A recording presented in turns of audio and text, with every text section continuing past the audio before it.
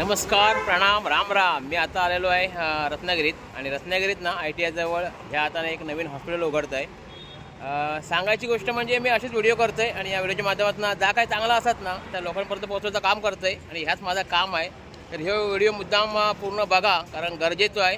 आपलंच नाही तर सर्वसामान्य माणसांनी हे उपयोग होतो आहे. समाजात ना सगळी दुःखी कष्टी लोक आहेत, म्हणजे व्यापलेले त्रासलेले आहेत, शिक्षणापासून वैतागलेले आहेत, आजारापासून वैतागलेले आहेत, महागाईपासून वैतागलेले आहेत. आणि ह्याचा अभ्यास ना आपल्या निलेश सांबळे साहेबांनी अतिशय चांगल्या प्रकारे केलेलो आहे. आणि म्हणून मोफत कसा देता येत, आपल्या तरुणांनी रोजगार कसं येत, आपल्या तरुण शिकतील कशी, ह्या उद्देशांना त्यांनी मोफत शिक्षण, मोफत नोकऱ्या हे असं सगळं केलेलं आहे. आणि आता सगळ्यावर उपचार म्हणून, म्हणजे आजारांना त्रस्त असत ना माणसा, त्याच्यावर उपचार म्हणून या हॉस्पिटल काढलेलं आहे. ह्या हॉस्पिटल आहे ना लहान पोरा म्हणा, म्हातारी कोतारी माणसं म्हणा, पुरुष स्त्रिया सगळ्यांसाठी आहे. सगळे आजार असतील, म्हणजे शारीरिक जे आजार आहेत ना त्या आजारावर ट्रीटमेंट होणार आहे. सगळे मशिनरी आहेत, त्याच्यावर मोफत औषध मिळणार आहे. सगळं काय होणार आहे. तर तुम्हाला दाखवतो मी हॉस्पिटल गवडा इथं. तर चला बघूया.